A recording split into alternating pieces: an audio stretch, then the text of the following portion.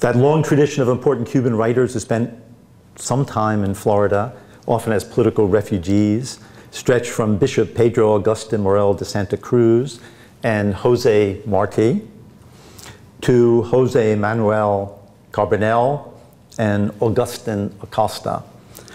One that more people may know is Rinaldo Arenas, who died in 1990. And his autobiography is what people know because it was translated into a film by Julian Schnabel in 2000 as Before Night Falls. If you've seen that, it's a fascinating film. And in 2010, Jorge Martin turned it into an opera in English for the Fort Worth Opera. Not all of these writers came from Cuba. The 1956 Nobel laureate, Juan Ramon Jimenez, who fled Spain at the beginning of its civil war, spent a number of his years in exile as a professor in Coral Gables at the University of Miami. In his homage to the area, his book, which is translated as Romances of Coral Gables, which he wrote in Spanish, the last stanza of Pero Lo Solo, with its constant and hesitant reputation of pero, but, over and over again, describes a crucial absence that almost all of these writers recognize. For even in the lush safety of George Merrick's vision of a Mediterranean revival Eden, something essential is missing. Ahora estás solo en el alma. Now it is only in my soul. Even within that Spanish, that purely Spanish tradition, there are occasional recognitions of connected cultures. There's a wonderful 1886 poem from Ybor City called Speaking Diversely, which offers the first version I know of Spanglish. One of the lines is, I lobby plenty Cubano, I don't like a Americano. And it moves on to even worse examples of Spanglish than that. And Joaquin Freixedas, who's an Orlando lawyer, in 1993 became the first person to publish simultaneously a novel in English and Spanish. He wrote it in English and then he rewrote it in Spanish. So Lonely Crossing of Juan Cabrera, about three balseros trying to get from Cuba to the United States. This continuing tradition still exists in Cuba. We have a number of, in Miami, we have a number of people who still write primarily or solely in Spanish. And almost all of them see themselves as victims of a cultural or social diaspora, strangers slowly adjusting to a strange land, but still shaped by an essential sense of displacement and separation. Now, the second tradition came about after Florida took possession, the United States took possession of Florida, 1821, when the young nation saw a need to expand its national myth beyond the Puritans and Founding Fathers. Florida's 3 centuries of exotic history offered rich possibilities for a country trying to define its past and future. That history, however, quickly fell victim to the kinds of stereotypes that Ralph Waldo Emerson reflected in his journals during a visit to St. Augustine in the winter of 1827-28. He came down for his health. First he went to Savannah, and then he came to St. Augustine. And he wrote, "Oldest town of Europeans in North America, full of ruins, chimneyless houses, lazy people, housekeeping intolerably dear, and bad milk from swamp grass because all hay comes from the north." He complained that nobody in St. Augustine was willing to go 40 miles north to get good hay. As an industrious New Englander, he clearly regarded St. Augustine as an example of mañana culture. But he also condemned its lingering superstitious clinging to religion, especially Catholicism. He presented the father or the worthy father of the Catholic Church here, as a con man who had recently been arrested for debt. And he mocked the cathedral as full of coarse toys, a classic Congregationalist view of Catholicism. Since I teach at a school founded by Congregationalists, I love the response of my students to my Irish Catholic culture and explaining to them the kind of iconography we love.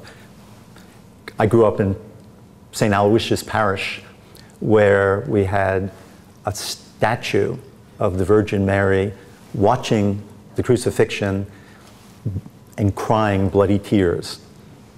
And I finally got to the point as a sixth grader being able to go over on Fridays and help the nuns load up the statue with the red dye to help create those bloody tears. I love that. And I thought it epitomized one of the things we were trying to look at in the Passion. My students don't get that at all. While Emerson's journals were private, other stereotypes about Spain's legacies figure prominently in American fiction, especially during the first half of the 19th century. By the middle of the century, after the Alamo and gold rush shifted the nation's expansionist imagination westward, the American West emerged as the psychic universe in which writers could construct and explore American myths. And of course, that's retained the essential American myth.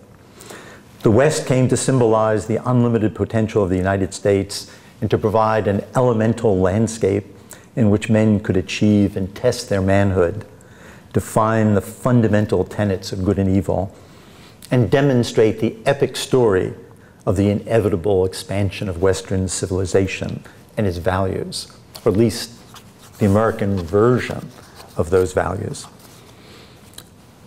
What most people don't seem to recognize is that for the first half of the 19th century, Florida served much the same purpose for a different set of myths and legends about our national identity, those focusing on exploration, contact, settlement, and transformation.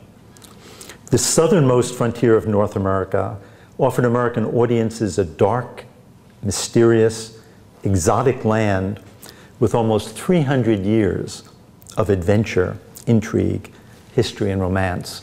My theory is that as the United States began moving into middle age, it, like so many people as they move into middle age, wanted to look into its antecedents. Think of how many people, when they get into their 40s, decide to log on to Ancestry.com. And that's what we as a nation began doing at that time. And looking back to our history, on the one hand, you have the Puritans. On the other hand, you have La Florida. And since we were pretty comfortably established, La Florida was certainly much more exciting for anybody who wanted to write imaginative literature. Spain's role in that history was constant. Unlike England's bold and heroic buccaneers, of course, Spain's conquistadors were dark and diabolical, relentless and bloodthirsty.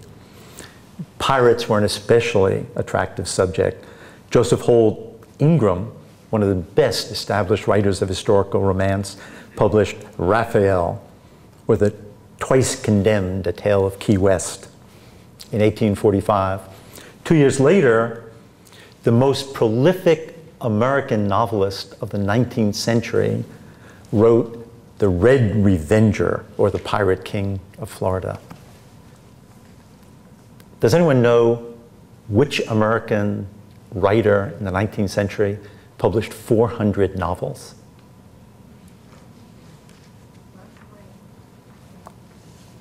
Now, this is a name, this is someone whose books you have never read. You may have seen him occasionally in Western movies.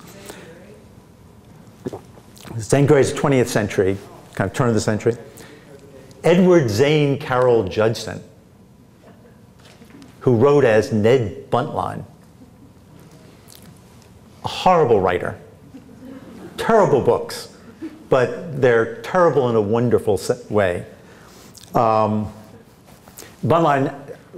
actually began writing about Florida because he had served as a midshipman in the US Navy's Mosquito Fleet during the Second Seminole War.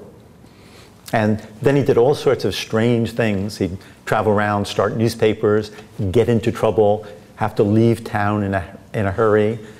He also was one of the founders of the Know Nothing Party, and he is the person who provoked the Astor Place riots in New York, which is really the source of the Gangs of New York. If you've seen the movie The Gangs of New York, he was the one who kept egging on the nativist gangs to go after all the immigrants on it. His book, The Red Revenger, reads like a boy's adventure story filled with fabulous palaces built into the cliffs of the west coast of Florida. I'm not sure if you've found the cliffs of the west coast of Florida. I haven't, but he describes them in great detail. There are luring women. Renard, the Red Revenger, keeps 3 beautiful exotic women to himself. He never touches them.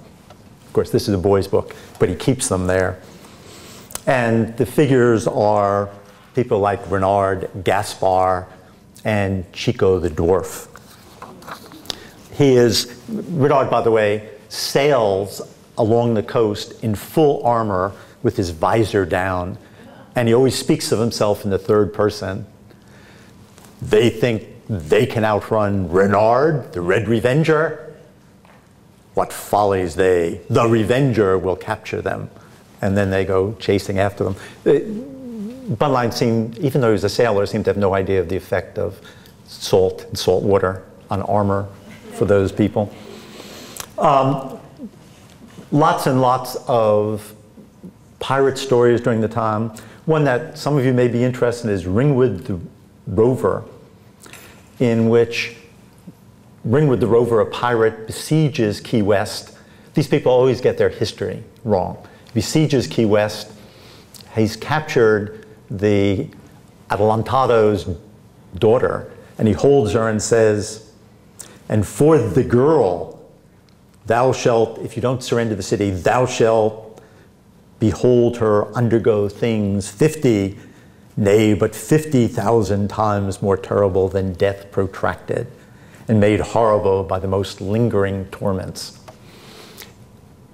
It's a wonderful sentence if you ever want students to try and diagram the syntax, because like most sentences in most of these books, it starts in one direction, goes into other directions, and then just ends without any conclusion to it. Even America's most famous novelist, James Fenimore Cooper, used that tradition of piracy in Jack Tear, a novel he wrote in 1848, one of his sea novels. The subtitle of the novel is The Florida Reef, in which an American sea captain, Stephen Spike, attempts to trade smuggled gunpowder for gold during the Mexican-American War. Like Emerson, Cooper sees Mexico's Spanish values as the antithesis of Anglo-America's pragmatic, future-oriented exceptionalism. As when he describes Mexico as a nation with a mixed race that has necessarily the various characteristics of such an origin, and unfortunately, little influenced by the diffusion of intelligence, which certainly exists here in the United States. Of course, when you look at that statement, he is saying that Mexico's diversity has lowered its intelligence, while our diversity has expanded ours. And there's clearly some logical issues with it.